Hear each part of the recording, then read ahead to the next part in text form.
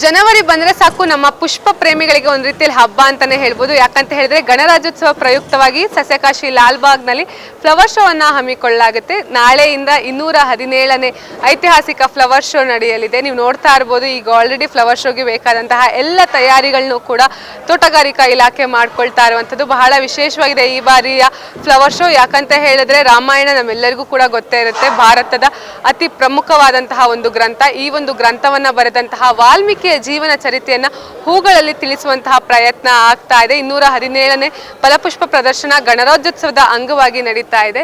ನಾಳೆಯಿಂದ 27ನೇ ತಾರೀಕು ಒಟ್ಟು 12 ದಿನಗಳ ಕಾಲ ಈ ಒಂದು ಫ್ಲವರ್ ಶೋ ನಡೆಯುತ್ತೆ. ಸೊ ಹೀಗಾಗಿ ವಾಲ್ಮೀಕಿಯ ಜೀವನ ಚರಿತ್ರೆ ಆಗಿರ್ಬೋದು, ವಾಲ್ಮೀಕಿಯ ಆಶ್ರಮ ಆಗಿರಬಹುದು, ರಾಮಾಯಣವನ್ನ ಯಾವ ರೀತಿಯಲ್ಲಿ ಬರೆದ್ರು ಅಂದ್ರೆ ಎಲ್ಲರಿಗೂ ಕೂಡ ಗೊತ್ತಿದೆ. ವಾಲ್ಮೀಕಿ ಮೊದಲಿಗೆ ಒಂದು ಕಳ್ಳನಾಗಿರ್ತಾನೆ, ಆದರೆ ಅವ್ರ ಮನಸ್ಸಿನ ಪರಿವರ್ತನೆ ಆಗಿ ಅವರು ನಂತರ ಒಬ್ಬ ಅಂದ್ರೆ ಭಾರತವೇ ಮೆಚ್ಚುವಂತಹ ಅಂದ್ರೆ ಭಾರತವೇ ಪೂಜಿಸುವಂತಹ ಒಂದು ಗ್ರಂಥವನ್ನ ಬರೀತಾರೆ, ಅದೇ ವಾಲ್ಮೀಕಿ ರಾಮಾಯಣ.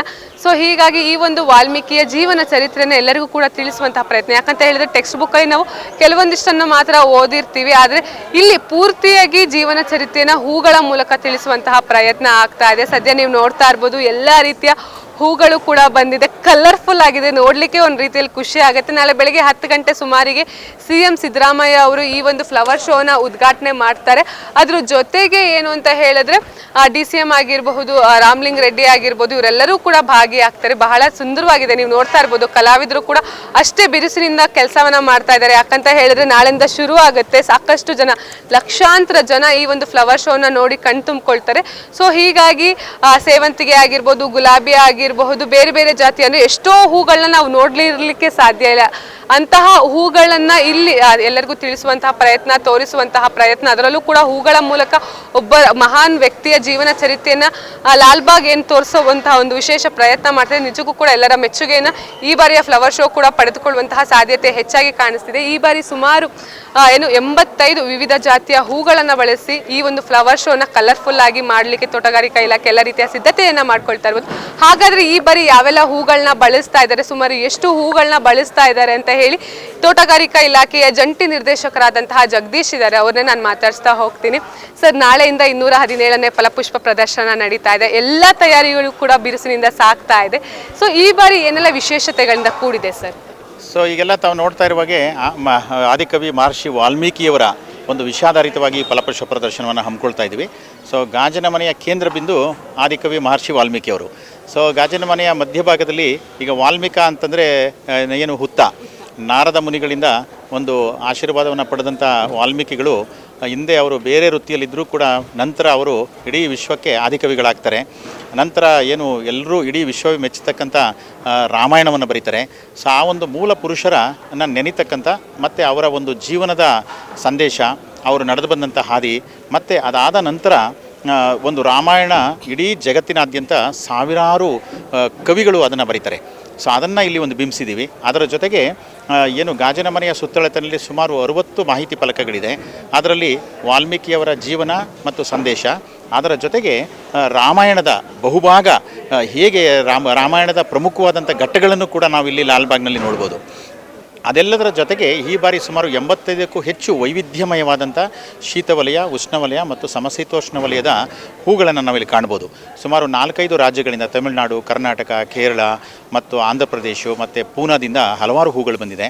ಮತ್ತು ನಮ್ಮ ತೋಟಗಾರಿಕೆ ಇಲಾಖೆಯ ಗಿರಿಧಾಮಗಳಿಂದ ಸುಮಾರು 5 ಲಕ್ಷಕ್ಕೂ ಹೆಚ್ಚು ಹೂಗಳು ಬಂದಿದೆ. ಒಟ್ಟಾರೆ ಈ ಪ್ರದರ್ಶನಕ್ಕೆ 25 ಲಕ್ಷ ಹೂಗಳನ್ನು ನಾವು ಬಳಕೆ ಮಾಡ್ತಾ ಇದ್ದೇವೆ. ಅದರೊಳಗೆ ಕಟ್ ಫ್ಲವರ್ಸ್ ಇದೆ ಮತ್ತು ಪಾಟೆಡ್ ಪ್ಲ್ಯಾಂಟ್ಸ್ ಇದೆ. ಸೊ ಭಾಳಷ್ಟು ವರ್ಣಮಯವಾದಂಥ ಹೂಗಳ ಜೋಡಣೆಯೂ ಕೂಡ ನಾವು ಈ ಸಾರಿ ನೋಡ್ಬೋದು. ಖಂಡಿತ ಈ ಒಂದು ಪ್ರದರ್ಶನ ಪುಷ್ಪ ಪ್ರಿಯರನ್ನು ಹೆಚ್ಚು ಆಕರ್ಷಣೆಗೊಳಿಸ್ತಿದೆ ಅಂತಕ್ಕಂಥದ್ದು ನಮ್ಮೆಲ್ಲರ ಅನಿಸಿಕೆ ಮೇಡಮ್. ಸರ್, ಕಲಾವಿದರು ನೋಡಿ ಎಲ್ಲರೂ ಕೂಡ ಬಹಳ ಚುರುಕಿನಿಂದ ಕೆಲಸ ಮಾಡ್ತಾ ಇದ್ದಾರೆ. ಯಾವ ಭಾಗದ ಕಲಾವಿದರು ಬಂದಿರುವಂಥ ಹೂ ಜೋಡಿಸೋರೆಲ್ಲ ಯಾವ ಭಾಗದಿಂದ ಬಂದಿರುವಂಥ? ಇಲ್ಲಿ ಪ್ರಮುಖವಾಗಿ ಮೇಡಮ್, ಈಗ ರಾಮಾಯಣ ಅಂದ ತಕ್ಷಣ ನಿಮಗೆ ಐತಿಹಾಸಿಕ, ಇದು ನಿಮ್ಗೆ ಗೊತ್ತಿದೆ. ಸೊ ಪೌರಾಣಿಕವಾದಂಥದ್ದು ಇಂಥ ಒಂದು ಪ್ರದರ್ಶನಕ್ಕೆ ಹಲವಾರು ಪಾತ್ರಗಳು ಇಲ್ಲಿ ಏನಂದರೆ ರಾಮ, ಲಕ್ಷ್ಮಣ, ಸೀತೆ, ವಾಲ್ಮೀಕಿಯವರು ಇರ್ಬೋದು. ಮತ್ತು ರಾಮಾಯಣವನ್ನು ನೆನ್ಕೊಂಡಾಗ ನಿಮಗೆ ಜಟಾಯು, ಮತ್ತು ಇದು ಆಂಜನೇಯ. ಸೊ ಹೀಗೆ ರಾಮಾಯಣದ ಹಲವಾರು ಆಕರ್ಷಕ ಒಂದು ಸಂಘಟನೆಗಳಿರ್ತವೆ. ಅಂಥದ್ದನ್ನೆಲ್ಲ ಬಿಂಬಿಸ್ತಕ್ಕಂಥ ಪ್ರಯತ್ನ ಇದಿದೆ. ಸೊ ಇಲ್ಲಿ ಪ್ರಮುಖವಾಗಿ ಉತ್ತರ ಕರ್ನಾಟಕ ಮತ್ತು ಈ ಒಂದು ಬೆಂಗಳೂರು ಭಾಗದ ಹಲವಾರು ಕಲಾವಿದರುಗಳಿದ್ದಾರೆ. ಆಮೇಲೆ ಹೊರ ರಾಜ್ಯದ ಕಲಾವಿದರು ಕೂಡ ಇದ್ದಾರೆ. ಸೊ ಎಲ್ಲರೂ ಒಟ್ಟಾಗಿ ಈ ಒಂದು ಕೆಲಸವನ್ನು ಮಾಡ್ತಾ ಇದ್ದಾರೆ ಮೇಡಮ್. ಸರ್, ಬರುವಂತಹ ಸಾರ್ವಜನಿಕರಿಗೆ ಯಾವೆಲ್ಲ ರೀತಿಯ ವ್ಯವಸ್ಥೆಗಳನ್ನ ಮಾಡಿಕೊಳ್ಳಲಾಗಿದೆ? ಪ್ರಮುಖವಾಗಿ ಈ ಬಾರಿಯ ಫಲಪುಷ್ಪ ಪ್ರದರ್ಶನ ಒಂದು ಲಿಟ್ಟರ್ ಫ್ರೀ ಅಂದರೆ ಪರಿಸರ ಸ್ನೇಹಿಯಾಗಿರಬೇಕು, ಯಾವುದೇ ಪ್ಲಾಸ್ಟಿಕ್ ಬಳಕೆ ತ್ಯಾಜ್ಯವನ್ನು ಎಸೆದೇ ಲಾಲ್ಬಾಗ್ ಸಸ್ಯ ತೋಟಕ್ಕೆ ಒಂದಿಷ್ಟು ಕೂಡ ಧಕ್ಕೆ ಆಗದ ರೀತಿಯಲ್ಲಿ ಸರ್ವರೂ ಕೂಡ ಈ ಒಂದು ವಾತಾವರಣವನ್ನು ಎಂಜಾಯ್ ಮಾಡ್ತಕ್ಕಂಥ ಒಂದು ವಾತಾವರಣ ಕ್ರಿಯೇಟ್ ಆಗಬೇಕು ಅಂತಕ್ಕಂಥದ್ದು ನಮ್ಮೆಲ್ಲರ ಆಶೆ ಇದೆ.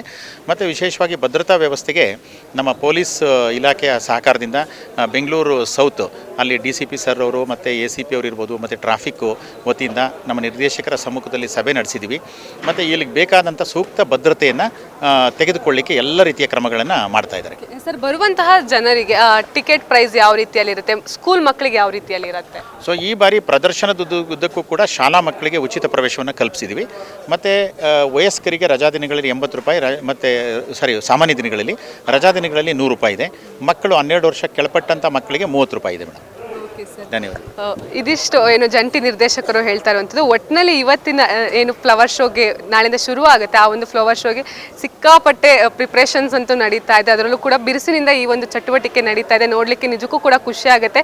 ನಾಳೆಯಿಂದ ಪುಷ್ಪ ಪ್ರೇಮಿಗಳು ಈ ಒಂದು ಫ್ಲವರ್ ಶೋಗೆ ಬರ್ಬೋದು. ಹಾಗೆ ಫ್ಲವರ್ ಶೋನಲ್ಲಿ ಅರಳಿರುವಂತಹ ಅಂದರೆ ಹೂಗಳಲ್ಲಿ ಅರಳಿರುವಂತಹ ವಾಲ್ಮೀಕಿಯವರ ಜೀವನ ಚರಿತ್ರೆಯನ್ನು ನೋಡಿ ಕಣ್ ತುಂಬಿಕೊಳ್ಬೋದಾಗಿದೆ. ಕ್ಯಾಮ್ರಾ ಪರ್ಸನ್ ಪ್ರಶಾಂತ್ ಜೊತೆ ಸುಷ್ಮಿತಾ ಪೂಜಾರಿ, ಪವರ್ TV, ಬೆಂಗಳೂರು.